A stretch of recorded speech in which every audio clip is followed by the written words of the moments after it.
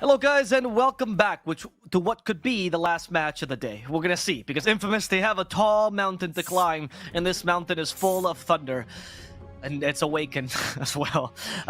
Thunder Awakened against Infamous, game number 2. Bowie, you were 100% right last time. 90-10 you said. That was the game we witnessed. So now I trust you. What does Infamous need to deviate in this draft to make it so you say 90-10 in their favor?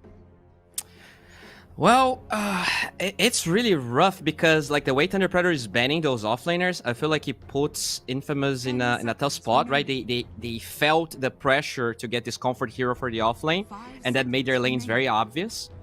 And Thunder Predator, they did the same thing right now. They're banning SK and Mars. They get their Tiny. They have Radiant again. I think the first step would be no, don't pick Coddle. You know, just try to have your lanes feel a little bit better. Maybe with the TA ban here, they feel like they will like destroy the carry. We'll see. We'll see. There we go, Bowie. They hate you, and they hate Lelis most of all because they just go against whatever he says. Literally the same draft. Okay. All right, Lelis, you liked this draft last time, though. Do you think the TA ban is enough to rerun it? I think it's gonna be a lot better. I think TA is like probably like the best hero against this stuff. I would say Void is also really good if they really want to pick Void now. I think it's a really good pick. Okay. I think there are picks against this. I don't think this opener is like, wow, so hard to counterpick this. It feels fine. Right. They picked the Abaddon, which is a staple, right, for them. No, they can also just lane the Tiny Carry with the Abaddon against this. They'll probably be fine. Right. Do you feel like when you have an opener that's like your offlane and plus the 4, do you think it should be more of a stronger lane than this, the Pango Coddle? Or can you run a combo that's better in the mid game and sacrifice the lane as a result? Yeah, I feel like if you're gonna auto put this to offlane, it needs to be a little bit stronger because this lane doesn't look like, damn, they're gonna destroy the lane, right? It just looks like, okay, there's a Pango, right? Okay, I feel like the carry's gonna free farm. So that's what I didn't like about their draft last time. I feel Alone can't play Pango, right? He can play it. Yes, he can. But I just feel like the chances of him playing it is just low. Like last time, you just picked the Storm hero. It's banned this time. They might just pick the co-op thing. Like they really don't deviate from what they do usually, right? They usually just pick their offlaner and then they just last pick 2 cores. So, hopefully they at least try to do something different. I would like them to just not do this auto thing. It's not gonna be good for them. Bowie, if they swap the Pango to mid, would that be the kind of tempo that you think would be more suited to deal with Thunder Awaken? Yeah, I think so. Along with the tempo, it's also the fact that, you know, once Thunder Predator shows that they're willing to, let's say, play the Tiny Carry, you then swap up with an advantageous matchup like the Venomancer. They ban all the green heroes, as Leda said in the first draft. This time, they're not going to do that because they have to ban the Storm after the Nyx was banned. So that could be a way. If Infamous are willing to flex, there should be a better game ahead of them, I think. Okay. All right, we'll see. We'll see that happens. Hopefully, Infamous picks like a carry that can actually contest Thunder Predator from going into the triangle. Like not like Naga just AFKs, just leaves. Maybe they can have a carry that can actually join earlier. Because if you're playing against a better team, it kind of feels sad if you start losing the early game. You kind of just never come back into the game if you're playing like a Rising carry that just farms. You never actually get to play. I think the last game, Lumiere just didn't play. He was just farming. Right. Which is not his fault. Right. It's just the hero he's playing just doesn't help him help his team. That's what carriers want you to believe. That's what they want you to do. Nah, I'm joking. I totally agree. I also am wondering if they're gonna ban the Weaver actually, because they did take this Void out, the Void with the Snapfire. It's definitely something Thunder Predator is willing to do. They even do it without it. A Monkey King still open, and it's a hero they run the Snapfire with the Monkey very often. So, but you'd rather they ban the Weaver here and nullify that strategy just in case, right? Yeah, the double save felt very impactful when they ran, but they actually do take the Monkey King. All right. Oh, you're on point today, huh? Good job. Yeah. First epitome, and now this. It's just you're really flashing yourself on panel today. You're the epitome of a good panelist, Bowie. Good job. Thank you very much. Thank you. What 5 do you think they could pick if they think in the Weaver in the pool? You think they can counter that Weaver with a specific 5 that might make his life harder? I don't even want to think about counter. I want to see them maybe stealing that Ogre away from Thunder Predator. It feels like they, you know, because they ran this tiny mid. Oh, they actually stole the Weaver. They stole a Weaver. Cool. That's nice. That's a good change of pace, I think. Do you like this? It is going to be support though, right? It's more predictable than when it's on Thunder Predator, but at least they did steal it. I mean, I think it's a lot better. I think they should have either banned this hero or picked it, and they just picked it. I thought their bans were pretty good. They banned this Nyx hero, and then Thunder Predator immediately banned the Storm. So they just kind of threw 2 bans away. I think the Void and the Monkey King ban are really good heroes against this Caudal Pango lane, and can be very problematic for them. They eliminated those heroes, and the Void ban also just helps the Weaver pick, right? So they banned a bunch of heroes that were good against their heroes, and they took a hero from Thunder. So I thought that the way the draft developed was pretty good for them. They're just lacking stuns, right? Which is a problem with this Caudal hero. You can't pick any hero you want to when you have Caudal. But well, they might make it work. They do have a Baron on the side of the Predator, which nullifies stuns, so you just don't pick any stuns and you have counter the strategy, right? Genius. And they get this snap. Very 5-head. Maybe that's the answer. Just don't pick stuns, so then a Baron can't purge any of the stuns. Against Abaddon, though, what Duster always comments, or any sort of save, is the idea of like picking overwhelming damage and heroes that can run at them. Would you like them to do that, perhaps, Bowie? Would that be an option? Like something like a PA, for example, as a carry? Yeah, I like that. I think against Abaddon, you either want to be able to ignore him, or you want to be able to, like, you have so much damage that, as Duster said, you don't care. Like heroes that don't have cooldowns sometimes work really well. I just love this Snapfire Spirit. I think this just allows, you know, the Snapfire is going to have a really good lane regardless. You can rotate this Earth Spirit. It's just bread and butter for Thunder Awaken. Let's see what Infamous can do. They do have this 18th pick, so they could pick their carry here and ban everything they feel like could be problematic.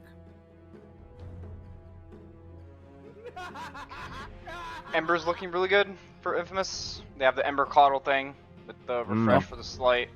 Snapfire's really just not good against Ember. She can't really deal with them.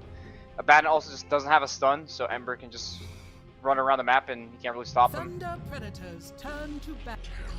We go for the carry first. It's going to be the TB. Good matchup against the Tiny as well, in case the Tiny goes carry. Is this a pretty good TB game as well, for the same reasons that you mentioned the Ember? I wouldn't say it's an amazing TB game. It's a good matchup against Tiny, but this Tiny might just go mid, and then they get to pick a carry here. Yeah, or they just might pick Ember themselves, right, and then have a bunch of magic damage. But I don't know, Snapfire is just really good against TB. The ult just makes TB's life really, really miserable in the beginning of the game. It's very hard for him to teamfight early, like use these metas to get these tier 1s, because Snapfire just TBs with ult. He gets rolled on, he's just dead. Very hard for him to front line early without BKB. And I feel like this lane, he might also just suffer. Because he's laning against a 3-snap, right? This hero is strong in lane, has a lot of magic damage. I wouldn't say it's a free TB game, but it is a matchup against Tiny, so that's probably what they value. They just want to have the better matchup against the carry. Which he had last game too, but the game just ended so fast that he actually couldn't do anything, right? They might fall into the same trap again this game. Now, so how could they fix this from the mid lane? What's a mid hero that would give him, or what type of mid hero would they require that would make sure that they at least get to play the game? Well, I feel like they need a fighting hero, something that can combo with the Caudal right now, because right now they don't really have anything to abuse the Chakra magic, right? Like, sure, you can swashbuckle twice with Pango, it's okay, but it's not like the best combo. Probably the best heroes are the Ember. I think DK is pretty decent with the stun. I don't think you want to pick DK into Baden though. Just looks kind of random pick. I think Alone just plays Ember, right? I think Ember would be really good for them. Yeah, he does. Do you subscribe to that idea, Bowie? Are you okay with the Ember pick as well for Infamous? Yeah, it's definitely good in the mid game. I do get scared about this Earth Spirit rotating though. Having this silence, the tiny Earth Spirit is super deadly. The Kunkka I think would be really good, but it was banned by Thunder Predator. I think the Ember might be the best option that they have left, because the other hero they play a lot is Quap, and I think it's a terrible Quap game. We pointed out they have no stuns. It would just further enhance that problem. So yeah. Isn't it concerning though that the only way that they have to cancel Mortimer's kisses if they pick Ember would be the Pangolier? Yeah, for sure. Dire team. Okay, I'm just asking. I'm glad that's acknowledged. All right, thank you, Bowie. Yeah, I guess Invoker would be really good too. You do have the, it's very annoying against Tiny having the mana drain, just slowing down your tempo, and being able to cancel the kisses. Right. That's the I price think they're paying Naga to looks just good for coddle Thunder Weaver lane. Predator. Naga looks good for them, even against a Pango, Bowie. I think so. I think it's a really good matchup. Like, I think it gives them Roche. I really feel like they're playing Raiden again. They have this Tiny with high tempo. It's a good matchup versus Terrorblade. They might just not go for it because I don't think they have played. But I think they need a hero that kind of gives them Roche. With this Abba, they'll just do the same thing they did from game 1. They're gonna win their lanes. Tiny's gonna get Blink. You Roche twice, you win the game. Lelis, do you agree with that idea of the Naga, perhaps? I mean, it is a good matchup in a vacuum. I feel like the lane's gonna be hard though. I don't see a bad in Naga doing anything. Especially against Coddle too. Like, just gonna blast all the illusions in the fights. He's gonna use Blinding Light, be mega annoying. I feel like this Naga pick would just be a trap for them. I think they want something to be able to lane with the Batten, and they'll feel fine with it. Maybe like Dusa is fine. Yeah, that's true. Dusa is the pick. That is right. Okay. Dusa or Luna? That was quick. they can also pick a mid hero, right, and just put the Tiny carry, which is okay. But then you're playing into the matchup, which can be fine. Like, I think it's a really good Tiny game. You can just one-shot this Coddle, Pango, Weaver, super easy to kill these heroes, and then just rely on cutting the TB after his BKB with the mid hero. I think either approach is fine. Oh. And Right, that's what they do. Yeah. Okay. Yes. Oh, good mention, Lelis, towards the end. Leshrak, is that good enough as well? Like, does it give you a secondary win condition if the Terrorblade overpowers the Tiny? Is that something that can make up for this bad core-to-core? Yeah, for sure. It gives them a little bit more of tower push. It's very good with the Abaddon, right? So they can dictate the tempo of the game. Like, I can just run out the towers, make TB's map really small. It is a hero that suffers against Scotty buyers, so TB in a sense can be good against Slash. You just buy Scotty and make Slash's game hard. Here they go Necro. Right, they just want the Tiny counter, so they see the Tiny is carry, so they just go for the all-in counter Tiny Abaddon, which is very good. It's a very good Necro game, but it's a little bit concerning because his support doesn't have a stun. They only have one stun, and it's roll, and they have an Abaddon the first roll. So I'm not sure. They go for the all-in lane counter. I don't think it's enough. I think they're gonna suffer a lot from just split pushing. Okay. On the other hand, I do want to mention that Necrophos Coddle, that's a real lane, right? That's not Pango Coddle. I can actually do stuff. You have the double death pulse, kind of a nuisance to the Tiny. You talked about this, Lelis, right? Against a team that's better, it's a bit dangerous to try to play these soft, weaker lanes. Do you think that's what they're thinking right now? Just try to play the early game, at least get to play the game, and then we'll see what happens? Probably. I mean, they probably want the lane counter to the Tiny, so they wait until the end to see where the Tiny's going. And I think this matchup can be rough for Tiny for sure. They will win the lane. But I'm not sure. I'm not sure if winning the lane is enough. This Necro hero is not that good against Lesh. Lesh kind of crushes that hero. Snap core. And yeah, I don't know. Okay. I take it you're a Thunder Awakened side, then, Lelis? Yeah, for sure. I'm going to go with Thunder. Well, you know what I require from you. You don't even need to explain your numbers anymore. I just want to hear them. This is better for Infamous. This is 80-20. What, in favor of Infamous? No. For Thunder Predator, obviously. Okay. Yeah. All right. They increased the 10%. Oh, okay. Yeah. Right. They doubled their chances. They doubled their chances. 100% easier time to win. Bowie had some ruthlessness with the serial this morning. Poor Infamous is not given many chances, but can they prove our panel wrong? Can these two guys secretly join Duster in the cursed group? We're going to have to see as Infamous vs. Thunder goes into game number 2. Very crucial game here for Infamous. They want to force a third game in the series. And to narrate this wonderful encounter, we have the best casters ever. It's Gareth Lacoste. Here we are, absolutely. And yeah, looking at this this lineup of drafts, there's tons of ways for Thunder to get on top of these heroes of Infamous. As it looks like we've got a few disconnects. Probably going to remake the lobby. Yeah, we Lacoste, gotta do that. Are the lanes going to be strong enough? That's the main question posed by the panel, right? The Necro up against this Tiny with the Weaver Cottle, the Pango, and the TB. Are they going to be strong enough? Tiny, he does get countered by Necro for sure. I don't think he's gonna get. He does okay in terms of finding the farm, but this Coddle plus Keeper of the Light lane might be a bit too difficult this time around, I would say. It's just, and also they do have a mid Pango, so this is not an offlane Pango. This mid Pango will most definitely go for the Fusel Blade, and instead of playing with the Storm Spirit, he's gonna be playing with Pango this time around. So Pango will be the sole focus of this Chakra Magic, refresh him, go for the double swash, double shield crash, so he's never gonna have mana issues. And then I forgot what the other team had because we had to do a remake, so you gotta remind me, Gary. They had Abaddon, Earth Spirit, Tiny, Lesh, Snapfire. Oh. Yeah, Snapfire, she does well in the lane against the Terrorblade. He is low HP hero. She does have a ton of burst damage coming out from her. Playing with the Earth Spirit, like they can get the kills easily. Necro, he does have 2 counters in this game. Raining Snapfire Kisses on top of Necro is something that does hurt him a lot, slowing him down. He doesn't have much move speed to work with anyway. And also playing with the Earth Spirit, playing into Lashrak, the extreme amount of magic damage coming out from these 2 heroes might be a bit problematic for Necro and even TB pre-BKB. When we were talking about like BKB timing Scotty on TB, Lashrak, like in general, the hero feels good to have against TB, but I've seen so many games where Lashrak just kind of falls off. He can't get close to TB. Scotty, BKB, like you just can't get close. So it's going to be a lot on the back of that Terrorblade to try and get him up and running. I guess the fear for me is always there that if Thunder Predator are allowed to play the game and get out of laning stage unscathed or draw even, then you're going to have this movement across the map non-stop where we saw it in game 1, right? That the Tiny get on top of people, the Lesh chasing people, and having that Snap Earth Spirit just duo moving around and finding openings to team fights or even just individual pickoffs on key heroes could be problematic.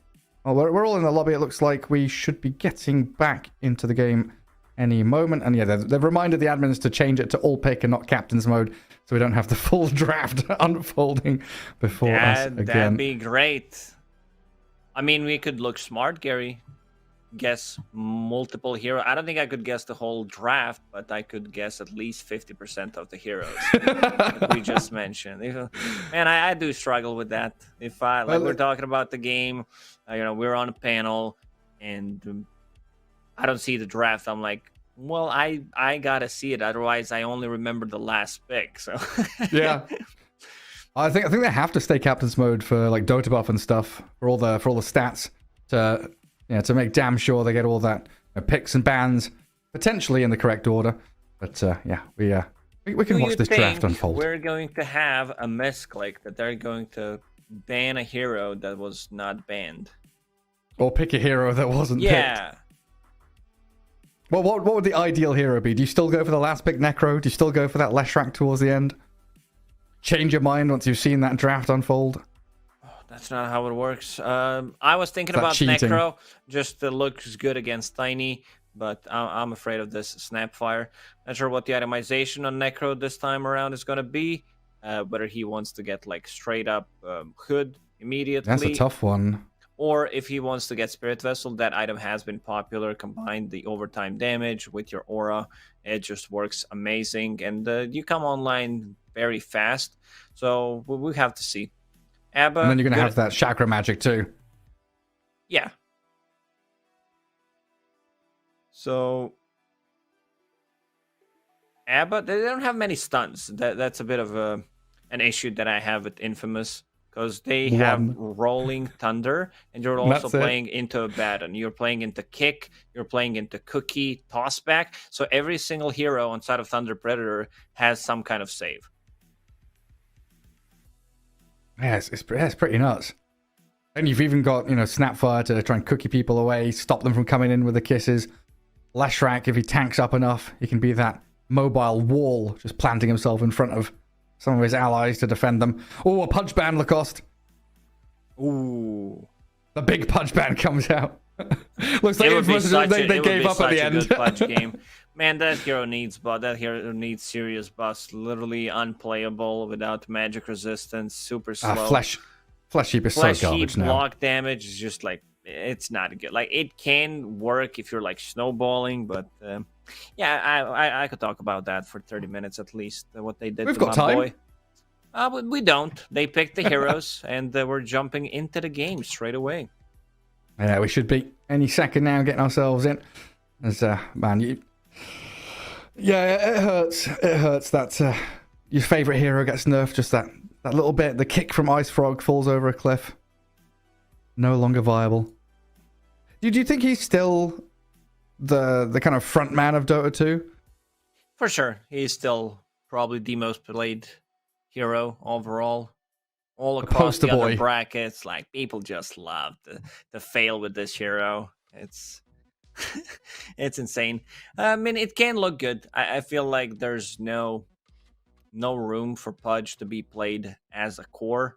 I think even as a position 4, he looks very underwhelming. I'd say I'm being serious right now. Pause 5. I think that's his best spot right now. Because you do have like the tower to work with, and you just like you can get tanky. You need 2 points in rot, 1 point in hook, and then go for the flash heap. Try to go for the kills, trade, died. Pretty much that's it. But yeah, let's focus on this game. There's no Pudge in this one, unfortunately. No Pudge, but there is a Pango as we get ourselves into game 2 here of this series. Infamous taking on Thunder Awaken as everybody is ready to get things underway. So just a refresher, Lumiere Terrorblade, Axel position 5, Weaver, Michael 4, Kotl, and then Oscar offlane on that Necro with alone the mid Pango. And we've been talking a lot about that Diffuser Blade, maybe the potential for Aghanim Scepter as well to come out from the mid Pango. We'll see which way he goes. And Thunder Awaken, still tagged up as Thunder Predator in that mid lane. Matthew on the Earth Spirit. He's going to be position 4, but he's currently sitting mid, warding and wandering around. Sacred, the 3, Snapfire, Panda on that 5 Abaddon with Dark Mago, the mid Lesh, and Pakaz, the carry, position 1, Tiny. He's going to have a potentially rough time against that Necro and Kotl. As we've said, Necro, one of the harder counters against the Tiny through laning stage especially. 30 seconds to battle. Pango. Interesting ward from Weaver. Oh, where did he put it? Outside Roche Pit. You see in the Earth Spirit. Hello? Discipline, guys. What are you up to in here? Shikuchi's away. Alright, what's up with Pango? Pango does have a free game. The only thing he needs to care about, they have no abilities that go through Rolling Thunder, nothing that can stop it. He only needs to be careful about getting on top of Lashrak with the Edict. This is something that you can die to. Everything else is pretty safe from. It is. I feel like this game, like your itemization, I want to see like what South America thinks about the Pango. It's been very popular in EU and North America. Diffuser Blade most definitely. Burning Mana on the heroes just feels really good. I've also combined with the Chakra Magic, reduced cooldown. So you have 2-second downtime on the Swashbuckle. I feel like the second item might need to be like a BKB. There is a lot of stuns, a lot of magic damage, allows you to keep fighting. Seeing different builds, people do have different opinions on how to build Pango. I do respect it. I just want to see what Alone is going to do in this one. Yeah, he's got some interesting ideas, right? That triple null Kaya Sanj on the Storm with no boots and stuff like that. Definitely going to have his own opinion on it. Sentry Ward blocking out the small camp bottom, so Radiant not having pulls available to them. And that wave pushing, trending towards the Dire side. Going to be good for the Necro and the Kotl. And already a advantageous matchup for them. Dishing out some damage through that Illuminate. We'll see there, Pandamu. He's going to try and keep that large camp blocked with his sentries already placed as well. Top lane. Affliction down. Matthew and Sacred, well, they hit level 2 on the snap, so that's what's given them that extra bit of disable and damage through the Scatterblast and the Cookie. Beaver position 5. Like, this hero is different. Oh, Oscar, I was just a little worried. I saw his HP dropping very quickly down bottom, but they used the Avalanche and also the Aphotic Shield pop to go back to what I was saying about Beaver. It's 15-second cooldown ability. Before, it was 12, so you could get like 2 Shikuchis. You could play aggressive. Now, level 1, you need to be very careful about it. And they did get a, not just a pull, it's a stack, so the whole wave is missing for Terrorblade.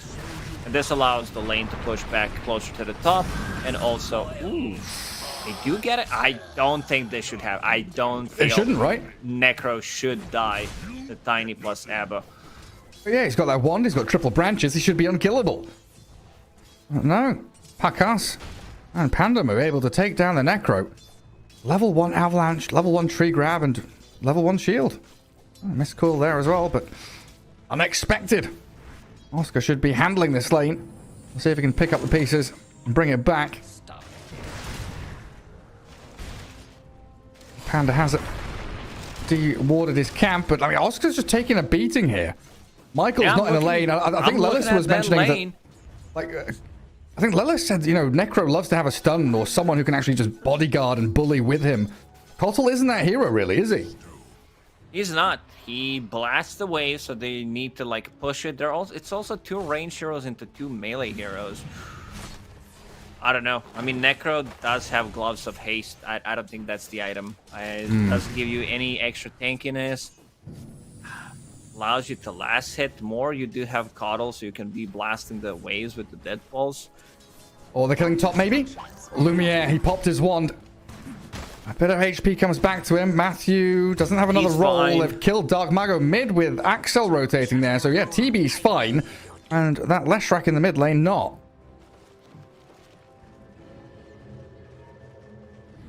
Still base pushing on the top. Like, they have very hard time controlling it. They need to pull the small camp, try to get it back a little bit. Because right now, Terrorblade, he just doesn't feel, kind of look at this huge wave, and they're gonna even go for it. Yeah, they're pressing forward. Lumiere, oh, he gets out of range of that cookie. Axel tanks it. There's still 3 range creeps here for Matthew and Sacred. Lap up all that experience. Yeah, Leshrac dying in the mid lane. Does put him a little bit behind the Pango now. Not so much in last hits, but the experience for sure. Pango is 3/4 of the way towards level 6. So that earlier Rolling Thunder could open up a solo kill opportunity, especially in mid with these ramps. Look at the wards from Infamous. They do have one near the Roche pit, one scouting the triangle, and one scouting the bottom. And so they see any kind of rotation. A bit surprised, you know, that they didn't secure anything for Pango. He needs to go back, which will give Leshrac some time to recover. He's still going to hit level 6 faster than Leshrac, and then he can try to go for the kill. It's very easy to bounce on the mid lane, the ramp. Yeah. Like, you can just bounce off the 2 entrances pretty much. We sure can. Well done by Panda there, blocking out the ancient camp that Kotal was trying to stack. Made sure large camp didn't get built up either. And they're straight back down bottom, trying to pressure Oscar. So Michael's left that lane. Matthew and Sacred again trying to press forward onto Lumiere, but they're running low on resources. Not too much in the way of mana for them. And it looks like Alone really wants to try and kill this Lesh mid with the Keeper of the Light here. Level 2 Illuminate could be the difference maker. Dark Mago very, very set next to his tower. Just sitting defensively, waiting to crack his own level 6. Kotal just going to go back to stacking. A very slow-paced game from both teams. Trying to get these bigger cores up and running as quickly as they can. You know, this tiny with Treads Echo Saber. We know how much damage he can dish out. Panda mood. Once more, moving in towards the Ancients. Alone doesn't really want to use Rolling Thunder for a position 5, level 3 Abaddon, but if he's going to TP in front of him, he absolutely will. Again, just coming back to that point of 0 stuns outside of Rolling Thunder. You've got to do it. While top lane, Lumiere popped his meta, turns onto Sacred. The damage, is it coming fast enough from Matthew? He gets the takedown on the TB. As long as he can get out of here, it'll be worth their while, but Affliction clears up for a 2-for-1 trade. Better trade for Infamous. Even though Terrorblade died, he got the kill before that. Weaver got some extra XP from that. This is the kind of trades that sometimes your carry dies alone. Trying to go for a kill does not have Rolling Thunder and also doesn't have a hero to play with, so we'll need to back off a little bit. But this also gives Tiny time to farm. He's been bottom for a long time, and he's going for, you know, solo harassment on Necro. Needs to be careful. Scythe? There is a scythe. Is that enough? Not quite. Oh, that was a close one. Takes him down in the end. Yeah, that Dire Observer in the Ancients you pointed out earlier on, that gave the vision on that last strike, and we saw how quickly this Weaver Shikuchi'd across to try and get there with the Pango. It is pressure every step of the way from Infamous. Well, that was a weird move from Tiny. He, like, started beating him up. I mean, he saw him being level 6. It's not like he got 6 while doing it. And now Necro is level 7. They're gonna have a... Ooh, I hear kisses. Yeah, Lumiere's dead. Matthew rolled straight on top of him. Went up into that jungle blind. And Sacred with a backup artillery. Well, they're still building up stacks here, so at least the TV has something to fall back on into the triangle. DB or Pango? Oh, that's the question, isn't it? Pango's going to take the large camp. I'd assume Ancients would get left to the TV, but we'll see how it goes. And this Pango now has DD bottled. Trying to close himself in towards that diffusal blade. Here's a force if he can get into one of these side lanes. Matthew and Sacred, they're on Lumiere again. That's a level 5 TB. He's like 1 creep away from 6, but no Sunder means no life. And Axel, Shikuchi off. And no reveal.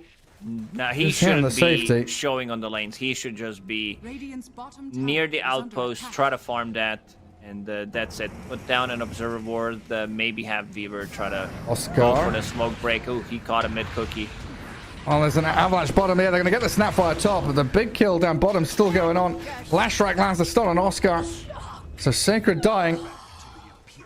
But giving this Tiny a bit more breathing room against the Necro feels so important for Thunder. Pango swashing up. Pandamu gets the shield out, but with Affliction arriving, that's enough damage from the DD of Alone. Takes the double kill. That's almost a full Diffusal Blade. He needs 1 extra creep wave after finishing this camp, and that's going to be pre-10-minute Diffusal Blade, which is very, very hard to fight into. Lacoste just plays with him. That's all he needs to do. Oh, that split earth after Matthew's roll. Well done onto Axel and Michael. Into the grave alongside him. Now Sacred with a double, and that's without using kisses, without using magnetize, so they are still out on the map, ready to hunt and find Lumiere in that jungle if they want to head that direction. Matthew is level 7 on Earth Spirit pre-10-minute. That's great. He's killing the TB so much. 1-3-1 on Lumiere. Dire even scanning the entrance of their jungle, knowing that something's not quite right. So what does that now for Pango? 50 gold until Diffusal Blade comes. And he is incredibly scary. Cottles hit 6. Affliction on this Weaver. Position 5 Weaver. He's level 7. Just snipes a courier casually, rolling through the jungle. Angling towards bottom where they can maybe press on to Pakas Tiny. And yeah, the rest of them are arriving. Michael and Alone, they're smoked and pig-poled. Heading down here. Let's see the fight. This is the Diffusal Blade reveal. Michael needs to stay alive, get 1 or 2 Chakra Magics. Is this where Radiant just TP's home? Rolling Thunder's going to come. The lack of stuns might be apparent, but Panda, oh, he's still level 5 on this Abaddon. Doesn't have his ultimate. Reaper Scythe giving Oscar the stacks. As Dark Margot, kisses are there for backup, but Matthew missed his roll, so no roll, no magnetize. And Dark Margot can't stick onto Axel's Weaver. It does mean they give an Abaddon over, keep the Tiny alive, but they want to keep on fighting. Has no mana to use his abilities. That's Swashbuckle Diffuser Blade. It's a problem. It's a big problem.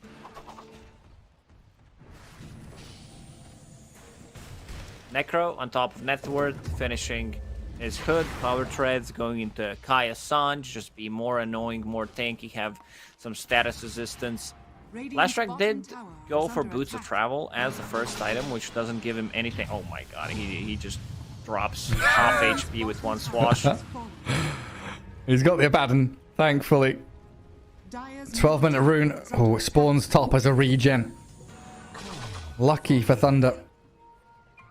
But I feel like this is the period of the game that the panel were talking about and I was afraid of for sure, where the laning stage is now fully breaking down. We're 12 minutes in.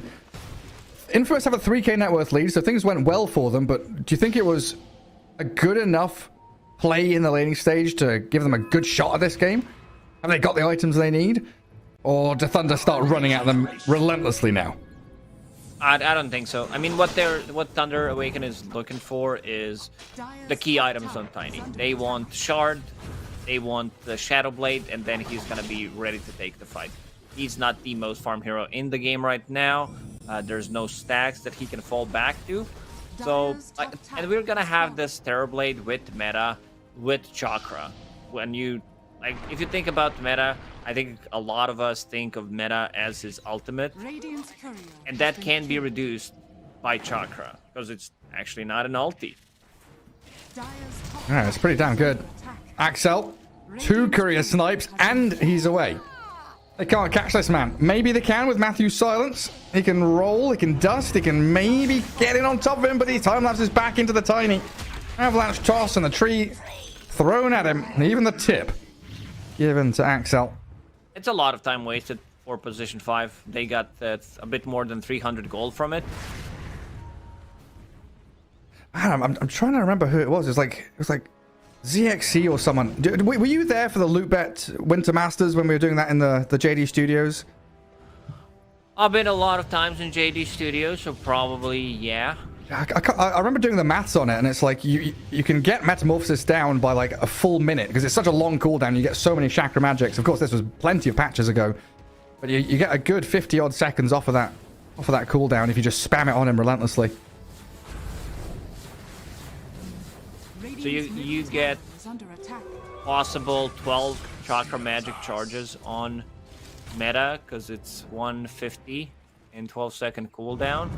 So every single time you use it, you reduce it by 6 seconds. So that's 60 to 70 seconds possibly if you're using it every single time. So you can lower it by a minute. Yeah, it's really, really good. But there we finally see Matthew and Sacred pairing up. This is the kill duo. This is the gank squad. If they see a target in their sights, they'll be rolling, magnetizing, and lobbing those kisses at them. Sacred here. Not going for the Blink Dagger. Tread, Soul Ring. He's got Yule Shard queued up. It's a bit different from what I'm used to seeing from these offlane snaps. He does have a Blink Dagger on Courier, I believe. Okay. His Courier died. There's no way he's that underfarmed. Yeah, there is a Courier that just respawned. It's what you need. I am a big fan of the Snapfire on the offlane. Like, this hero just does like so many things. Very fun to play and also scales well. Level 20 talent, level 25 talent if you can get to that. We're talking about the super late game, but having a blink and also having a shard also allows you to chain stun people, push them back, serious amount of magical damage on top of that. So good against the Necro in particular. Alone's rolling Thunder. They wanted to get onto the snap, but Sacred chose his blink, gets into the trees, does get clipped by the Thunder twice, but the damage just isn't coming. Alone is out in the open, now he's silenced and caught by Matthews. Earth Spirit who rolls on him. Sacred and Panda Move get on top of the Pango. He's dropping low, the shield crash. Damage reduction's good, but is it good enough? He's tanky and a swashbuckle gets him across the high ground. Oh, is there an urn? Is there a chase? The pig pole comes, but Pakas finds him with that final avalanche. Oh man, Kotl died as well, and that was Infamous being the aggressors, paying dearly for it. We can see the power of this Pango, just being super annoying. He doesn't have his shield crash maxed out, which is a very huge mistake. You're playing with Kotl, you want to get that extra seconds down. It's 4 extra seconds, and it's also a lot of magic damage. You also don't play into heroes that right-click you, at least right now. So this should... I mean, I think it comes down to him not being a Pango player. I think a lot of the people are picking it up. We saw like Keeper of the Light on a mid lane. Looked okay. He had to pause the game to see which talent Nine chose when he was playing Coddle. He tweeted about it, and Yeah, I still can't believe that happened. Also, taking the taking the talent on Pango level 10 just doesn't feel good. It's a good talent, but you want to get that on level 16 instead. Like you want to have your spells maxed out, skills, go for the Rolling yeah. Thunder, or get the Shield Crash if you're planning to get the Aghanim Scepter. But I think this is a bit of an inexperience. Yeah, because it's not like it's a misclick, right? He's consciously decided to go 3 points in Lucky Shot. In Lucky Shot. That's just not something you do. Exactly. Well, maybe something to watch back on the tapes. Philosopher's Stone there for the Weaver. I'm just going to hand that over to the Keeper of the Light, maybe. He's not got it anymore. A big smoke, though, from Thunder. They've managed to weasel themselves into a dead-even game, breaking that 4K net worth lead that the Dire had. Down to almost 0, and it's rolling from Matthew. Magnetizing Kisses yet again, just showing how strong they are when they can latch on to someone, blowing up Oscar. Alone's Rolling Thunder gets in onto Pandamu, but Sacred, well, awkward bit of a cookie. Doesn't take him away, but they want to play aggressively. Back onto Michael. Dark Margo now opening up on him. We've seen a good play from Matthew. He comes close to the edge, gets knocked on top of the high ground from Rolling Thunder, and now this is gonna be finally a tier 1 tower in the mid lane. Edict is maxed out. Lashrak also going for the Yule Scepter. A bit of a different item build. We don't see too much of Yules, I would say. It's a good way to set things up, good way to dispel the Ghost Shroud as well. Oh, yeah. A good way to dispel the Shield Crash. So maybe that's why he's prioritizing that, and also having a dispel mechanic on Solar Bind later on. Still doesn't have a point in it. And I guess much later on, Alone. He gets off his little roll-up, but Sacred's going to come in with a Scatter Blast and a Split Earth, and they've caught out the Pango. They weren't expecting that double smoke in a row. 4 heroes chaining together. Finding kill after kill. That really does shut down the Pango, who's meant to be your mid-game space creator, to give Lumiere that room on the map to farm. He did a couple of extra unnecessary deaths. Lumiere is on top of the network, has Yasha and Scotty, but a lot of kills on the side lanes. They're getting picked off way too much, I would say. Tiny also going for the Blink Dagger instead of the Shadow Blade. I like that a lot in this game, to be able to close the gap. Like, they don't have the Initiator. I'm not sure if Snapfire wants to go in first, so they do have a follow-up coming up from the Earth Spirit. And Tiny, once he gets the BKB, he feels, I'd say, okay. He needs to be careful about the Scotty, because this is something that he doesn't like to play into. It does cripple him quite a lot. Yeah, both him and Lesh can suffer from it. Matthew toying with them, rolls in, causes 3 heroes to turn their heads. Eyes on that Earth Spirit. But a bit of calm for Thunder now. I keep Pakas farming into that BKB. It looks like he's not even going to bother disassembling Echo Saber, just buys the BKB outright. And now 20 minutes in, that net worth lead has swung the other way. For the first time this game. And that was the big fear. If Infamous couldn't build things up, they would start to crumble, but they've got a few fights left in them yet. Alone's Rolling Thunder, a pivotal element of these fights, and they're looking for it any angle. But Pandamu's positioning, it is King. Stands off to the right of that tower, sees a couple of them coming, and they don't want to initiate on a position 5 Abaddon with borrowed time. Few BKB timings on Thunder Awakened. They do have one on Tiny, also one on Lashrak with the Haste Rune. They want to take this fight. They definitely want to go in and try to make stuff happen, possibly turn that into Roche. Dire's top tower is under attack. Well, they're all in position for it. And Matthew's just rolling straight into top jungle. Sentry to look for any vision that maybe the Dire would have had. Okay, they feel this confident. They feel like, okay, you don't want to take a fight? We'll force you to try to go for a fight. Yeah, come at us. Let's see what you've got. Infamous will smoke as 4. Terrorblade has meta, but he is not near the Roche Pit. He's going to have to try and mosey himself over there. Alone with that Rolling Thunder. Jumps straight on to Dark Mago, but that Yule Scepter gives him safety. And Panda moves nearby as well with a shield and the heals. Pakas gets clipped by it and a roll. Matthews found the Terrorblade. The kisses come. Lumiere's in trouble. He starts up. He can't thunder. He's got no BKB. He's dead. Down goes the Terrorblade and Oscar. He's going to try TP, but the toss is there. Pakas.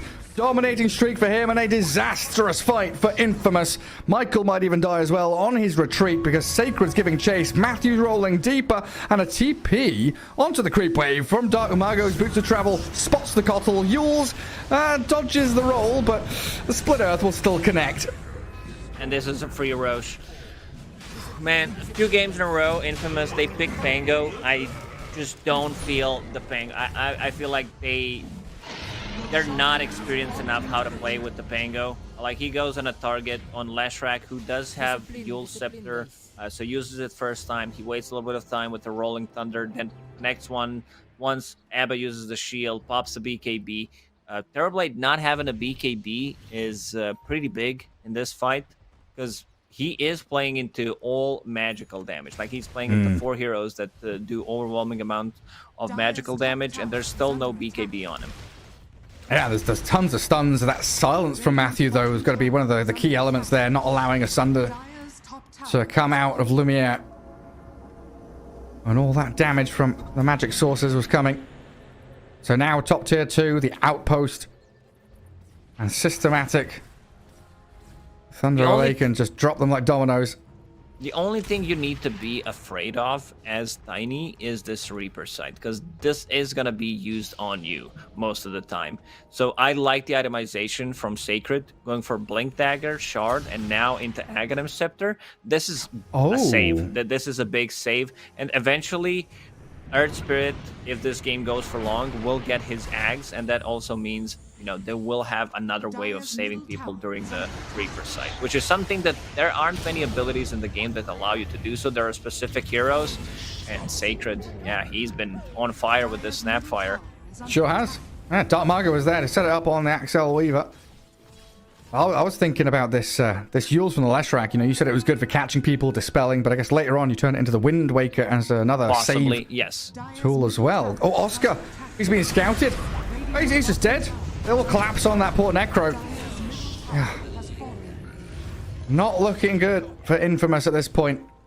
The momentum that Thunder have built up is substantial. And now you're going to have a Shadow Blade coming out for Tiny. He's got DD Rune bottled. They could be thinking, break that bottom tier 2, bunker them in that base and consider the high ground, or just wait things out and go for second Roche. They do want to pressure. They do have Tiny with double damage. This might be, you know, they lose a fight, they lose a game. Because if Terrorblade, if they catch Terrorblade and he gets, like, can get the BKB off, then they can get him down from 100 to 0 easily, I would say. So when you have Tiny near your base dying, that's what he's doing. That's Affliction dying. I was just wondering, Alone had 3,000 saved up and nothing queued, but he does have the Aghanim Scepter in the quick buy now. So Pango's going to be heading that direction. You mentioned a BKB as an option, right? Some players have been going for that. What do you think's better here, Ags BKB, or are they both equally all right? At this point, I think this is how you try to come back into the game. He did go for the other talent, Shield, Crash, CD, and Ball, so that means... Ooh, can he get out? That means you want to be rolling, you want to be burning more mana. And I think he invested a lot of gold early in like Blink and roll up. This is going to be a buyback day. They want to take this fight. It's just killed Alone. They've got the Yule Scepter cancel TP. It's 2 core kills. Matthew's going to be laughing. He's fine with that. I don't think he needed to buy back. Could have Didn't even waited get there a in little time. bit, but yeah, like he wasn't even there. My man, he doesn't even have boots. Spirit Vessel Ogre Axe. What a boss. But yeah, here we go. Here we go. Got Curse of Avernus on the tier 2. Lacoste, Aegis for 1 minute. And plenty of time here with 2 cores dead to have a bit of a prod and a poke at high ground. Dire's bottom Tier 3's in trouble. Infamous in disarray. Matthew in deep. He's going to roll himself back, but Pakaz jumps himself in. Avalanche toss combo blows up Michael. The Scardy, bit of a problem though. Gobble up, spit out, does stop the Terrorblade a little bit, but Tiny loses his first life. Tower's about to drop. Rolling Thunder's coming in. Infamous have a fight in them, but the blink away from Tiny gets him the distance he needs, and alone doesn't close the gap. All they need to do is wait. Mid lane pushed in, top lane pushed in. Not sure if they want to go for greedy and just farm that up. Go one more time because they will have time. They know that Terrorblade doesn't have meta. Can be replenished by Chakra. So we'll have it a bit earlier if needed. But I feel Thunder should take a fight. They know there's no Rolling Thunder and also no meta. So I feel like they should go in and just try it. There is a BKB still available on Tiny. BKB on Lashrak. So should try to use it. Okay, poking, seeing how meta is going. They know it's done. Yep, it's gone. So melee racks taking a beating. That's a fortunate disarm, but the gobble up straight in. Matthew Pakaz find Oscar, the target they want to blow up immediately. No buyback on him. Lumiere does have a Sunder, but the BKB Tiny just walks it back and focuses buildings again. Radiant's top tower is under Matthew and Dark Margot thinking about going and actually clipping Axel's Weaver. But it really is just objective-based gaming from Thunder Awaken. Bottom lane destroyed. Abaddon's borrowed time used up. He's salving and healing his teammates as they retreat. Damage is done. And Infamous, a wounded animal. They're going to have to do something drastic and devious here to claw themselves back into this game.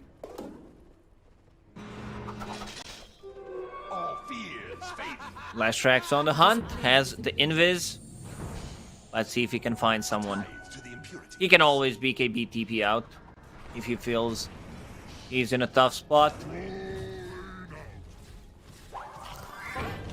Well, just play together. Matthew, the only one alone, really, pushing out top. Dark Margot's invis really hunting for these smokes. He, like this, right? They know Infamous have to do something, and this is the one thing that really they can do. Dark Margot out of invis. Try and focus him. TB matter. Scardy slow. Dark Margot with a BKB TP. Just as you said. Nothing to stop him from evacuating the scene. No Roshan to be grabbed either, so this metamorphosis once again useless. He is replenishing it. Playing with him for now. Relying on the meta cooldown more than anything. Thunder Awaken. They should take a fight. They should try to go for a smoke and get something done. Go time. 5 alive. All of the lights lit up green. And Matthew, breaking vision, going high ground. See some TB illusions. Does dust out Affliction, so the Yule split earth from Dark Margot will perfectly set up for the kill on Weaver. Buyback ready, but Pakaz, look at him go deep. Wildin finds Michael in the base. Terrorblade, 70 seconds for meta to come back up. This looks like another lane of barracks, Lacoste. Pretty much. Pakaz, he got tired of him replenishing the meta cooldown. Yeah. So he goes in and snipes Keeper of the Light immediately. You're gonna do what? You're gonna exploit game mechanics? No, not on my watch. Not allowed. Alone. Can't do anything against the Tiny BKB. He goes in, gets smacked by Tiny. Yeah, what are you gonna do? I was just kidding. Barracks still alive. Thunder respecting Infamous and their high ground hold. Melee Barracks healing up slowly but surely. And 1 minute for Roshan to respawn. So a waiting game. Yeah, Matthew's going to pop his head into the pit. No Roshan here. What do we do then, boys? We've still got all our ultis. We know that, again, there's one move that Infamous can make, and that is smoke out of base and head towards Roshan. That is the one button they can press to try and get themselves back into this. And that's why Pandamu is standing exactly where he's standing. Breaks the smoke. If he dies, he dies. Who cares? If he lives, hell yeah. He's probably not going to live, though. They don't have stuns, Gary. They have Rolling Thunder. That's it. Reaper sight. Oh, can't even kill an Abaddon. Well, they can kill a courier though. Go on, 3 hits. No, he glyphed it. Oh, I can't even kill a courier. Shiva's God recipe. Jeez Louise. Well, 29-9 and a 14k lead. It's devastating. Matthew has Aghanim Scepter done on Earth Spirit, so that's going to be another saving tool on top of the Snapfire Gobble Up. Nice. Well, look at the balls on Pandamu, honestly. Just walked high ground. Hello. What you up to? Oh, you're farming junglers 5, are you? Oh, okay, you can keep on doing that. Don't worry about me. We'll scout Roshan. Oh, and Titan Sliver. Not bad for the Dire. Give that over to the TB. And he'll have Butterfly soon as well, but they've got to make a move. Tiny's in the pit with the Leshrac. Minus armor from the little Shredder. And already down to half health. Radiant ready and in position as the Dire scan, but they've got to go in alone. He's pumping that Rolling Thunder. He's got to jump, but his Blink's on cooldown. He's got a shield crash in. Aegis already grabbed. Roshan down. The Scarlet Slow and Sacred. It looks okay, but Bakaz blows up Michael. Lumiere and Oscar focusing on the Tiny, but he's got Aegis. He's got an Abaddon. He's got the heals and the saves, and he's got Satanic. Oscar and Lumiere, they've got to run and hide, but I think this is honestly just over. The Terrorblade is trying his hardest. He's getting a kill. He's got a streak down, and he's taking the Tiny out as well. Matthew and Pandamu still battling with Lumiere, and they finally bring the big boy down. It was a little closer than expected. Lumiere put up a good fight, but there were 2 Tinies. Yeah, that's the problem. Also having Satanic on Tiny and having Abaddon behind him to remove the disarm from Pango and keep healing him through all of the damage done. It's just a bit rough. Leshrac, he also picked up the shard from Roshan so they can sit in the pit in that split earth and just keep fighting inside of it alone. Will buyback, gets the bash, gets the disarm. Bye-bye, Michael. Rolling Thunder. Cancelled out by the Yules. Split Earth from Dark Margo. Chain stun onto Alone, and that's a dieback on the Pango. Oscar being burnt alive as well. This Pulse Nova Edict just destroying the poor Necro, and Gigi is called. I do want you to release a kid's book, by the way, Dr. Seuss style. Sit in the pit. This was a beatdown. They had 1 stun. That was Pango. It was very difficult to execute. Pango just, I think this game comes down to itemization, skill build. Pango didn't seem like he felt comfortable playing the hero. Yeah. Just not like this is very, very tough, I'd say. He was supposed to have a pre-game. The only ability that he was supposed to be afraid of is Leshrac's Edict. And yeah, that one fight where Terrorblade didn't have a BKB, I definitely think that he needed to have one to be able to stand his ground and deal damage because they don't have any kind of saves. But the overall, not just through this game, but also the first game as well, Thunder Awaken, great performance. Bakaz, he's been pretty dominant, except that one death on Necro when he tried to man up and just go for the fight, which resulted in 1 death in this game. I don't think he even died in the first game on Templar Assassin. So yeah, looks really good. The team is dominating. They're 5-0, same as Beast Coast. So you know there's gonna be a big battle between them. Who's gonna be taking the first spot? Yeah, there sure is. And I think one of the defining attributes of both of those teams is even if they go behind in the laning stage like they did here in game 2, they have those moments, right, where it's we're behind, we need to do something, and they have those decisive, together, synchronized, cohesive moves where they go, they find the target they want, they have that map read or the game read of this is what we need to do, and they do it. Whereas, unfortunately, we've seen here from Apu King of Kings and, of course, Infamous, a little sloppier around that mid-game timing in terms of decision-making. So a 2-0 victory for Thunder Awaken as we head back to the panel to break down this series. Thank you. Nope, wrong way. Thank you, Gareth. We're here ready in the panel. The Thunder Awaken Bowie, once again, your percentages are pretty accurate, honestly. That was like double the performance that we saw from the first game. Still a loss, though. Do you still feel like the narrative of them being a little bit outclassed in the game is correct? Like, it's not to do with the drafts, it's just like Thunder Wake is just playing so well? I think it's both, but they're definitely playing really well. I honestly feel like this ranged offlaner thing coming from Sacred and the fact that they just ban Mars Sand King just breaks the ankles of most teams. They fell forced into this Spango, then they flex into a Necro. But Sus, last pick once again by Infamous. I'm not sure if it's really just drafting prowess coming from Thunder Awakening, where they felt like Necro somehow was the best last pick they could have gone for. But just really good for Thunder Awakening. I honestly feel like they look better in Beast Coast. I'm scared for them. Okay, why? Before I ask you this, why do you think they look better than Beast Coast? I just feel like, first of all, I think they only dropped a single game out of all the series they played. And the way they draft, I feel like it's very unique right now. Especially in South America. When we look at the most picked offlaners, Mars and Sand King are super on top, 21, 19 picks. The other normal offlaner that shows up is DP with 9. And I'm not really sure why DP got ignored by Infamous. But how do you play? As Thunder Awaken, they're banning the most popular offlaners. They can still look amazing with the offlaners they can play. That apparently only Sacred is willing, and the game just looks very easy like that.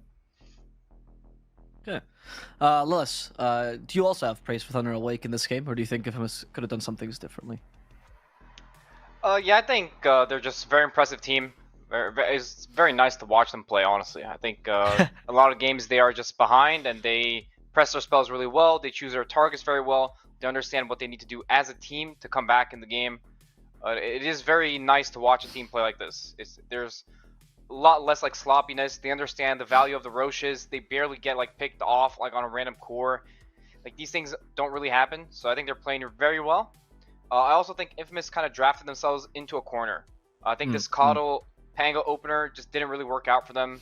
They ended up having 1 stun in their draft because they wanted to go for this Necro counter pick.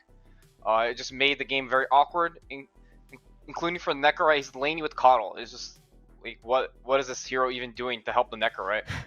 He's not going in to tank damage. He's just kind of stealing some creeps, and then he just leaves later. He tries to stack the triangle, but that Thunder knows about this. Pandamu goes in there, doesn't let him. Very good awareness from everybody on Thunder. And Infamous, I just feel like their drafts were just a little bit awkward today. I just feel like the TV pick into the Snapfire, I think he suffered a lot, right? He had a bunch of deaths to the Snapfire ult. There's that one fight Lacoste mentioned that he did not have BKB, he just died instantly.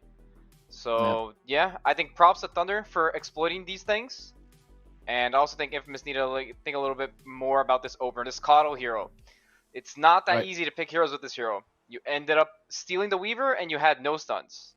And you're playing against Abaddon. So if someone gets stunned by the Pango, he's just going to purge it off and they're going to walk away, right? You also saw some moves that they tried to do in the triangle that Thunder just walked away. The Pango rolled in and they just walked away. And then when the roll is over, what can they really do, right? They have no control.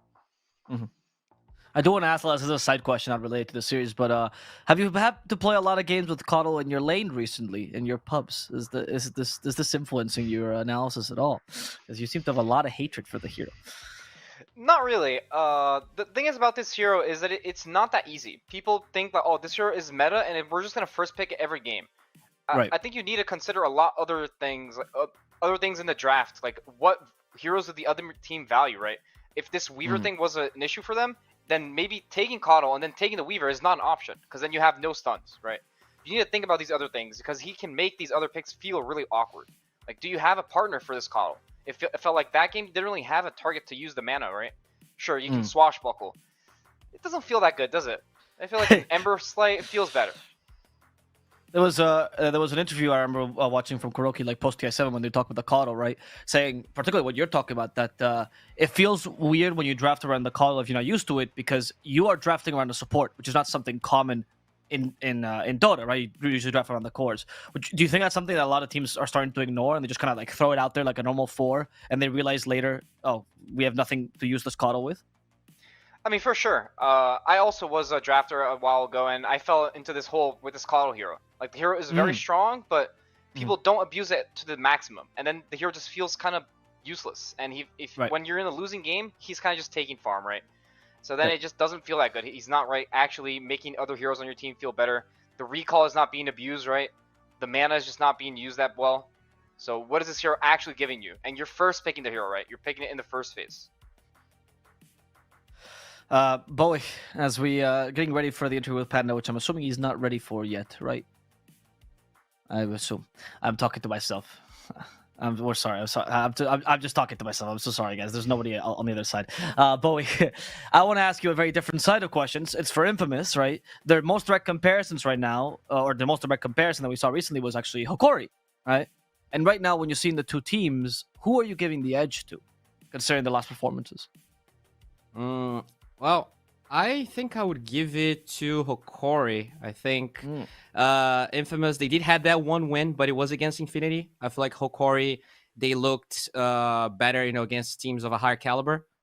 That said, I still feel like it's crazy, right? Infamous, a team that did really well in the regional finals, now kind of backed into a corner. So they could just wake up. I do feel like they might have better players. The question is whether they're going to, be able to wake up, maybe change their picks a little bit. It feels like they are definitely like very willing to pick this Scotto a little bit too much. So if they can scream a little bit more, get their head straight, it should be a fair match. But it's still give an edge to Hokori. I think they're coming. They have like a better streak. They have more momentum. Interesting. Okay, that's pretty cool. Do you also think that they're more unorthodox playstyle, right? They're more creative picks, giving more chances against the top teams than Infamous? For Hokori, yeah, I would think so. Yeah. They have, Meepo players. Maybe we could see a Meepo popping up. They actually have two Meepo players. Both Yuma and Analog play Meepo. Never know. Oh my god, this team. Oh wow, what a weird team if it's ever been created. Okay, can I ask you another side question with Infamous, Bowie? Sorry, before you talked about Meepo more, I don't want to hear about Meepo. Oh god, I had such a good story about Meepo, but sure, go on.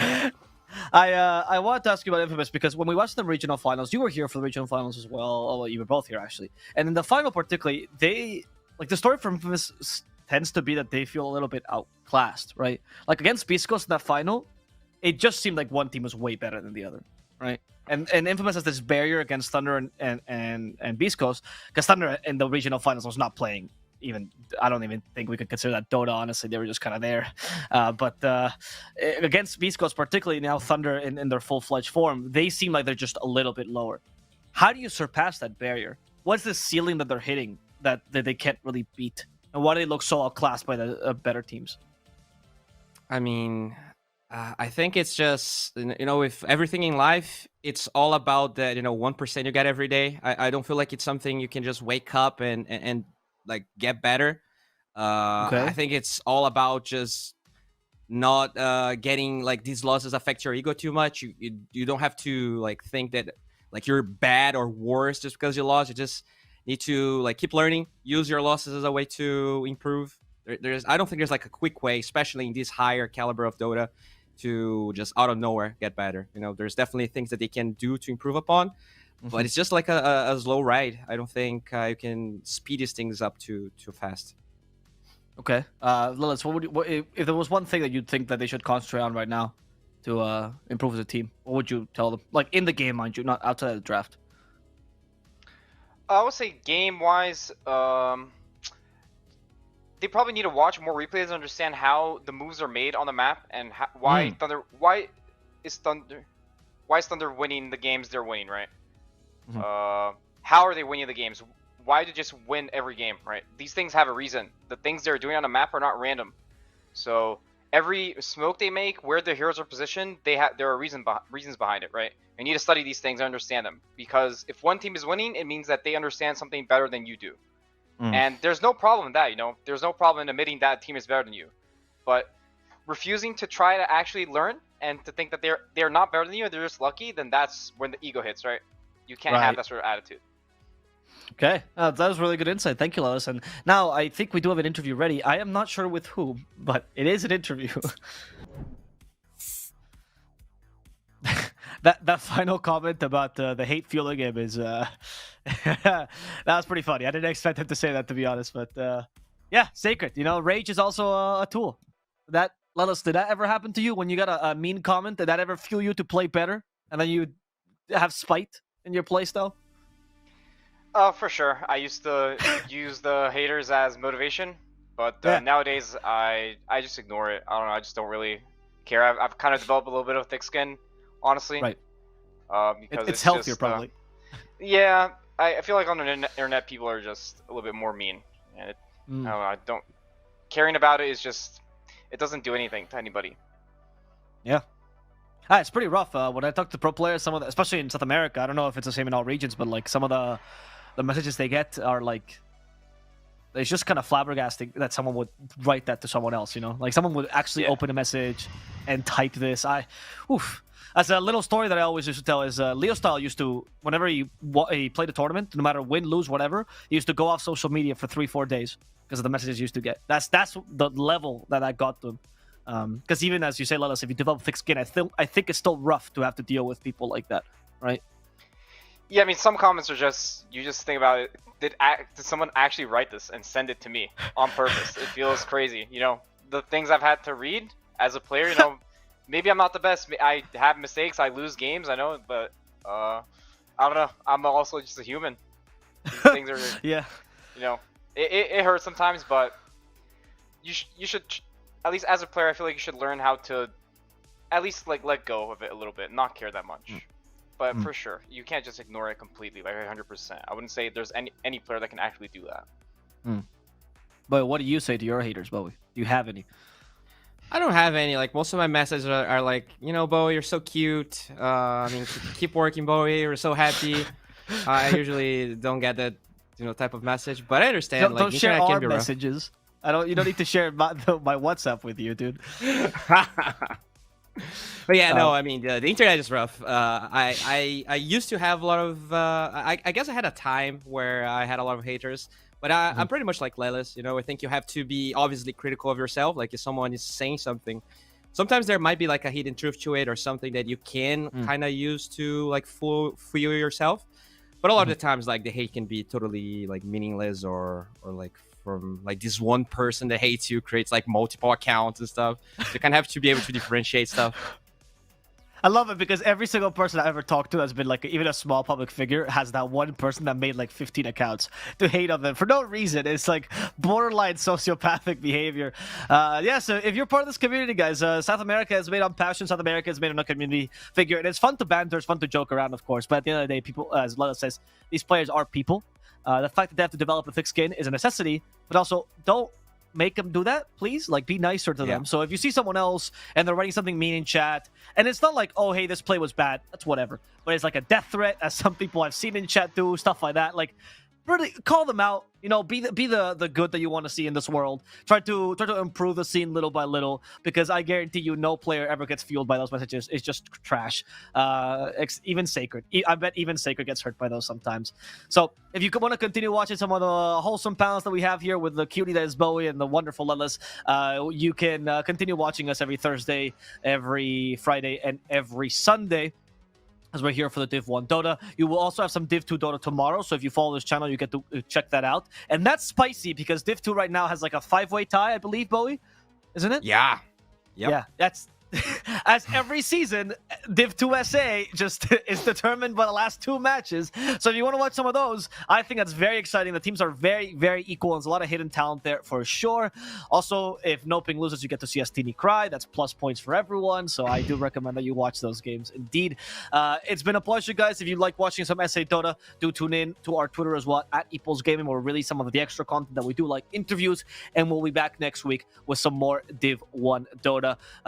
Next week is going to determine who is going to be going to the major for sure, as it's still mathematically possible to potentially get a tie for Beast Coast and Thunder Awaken.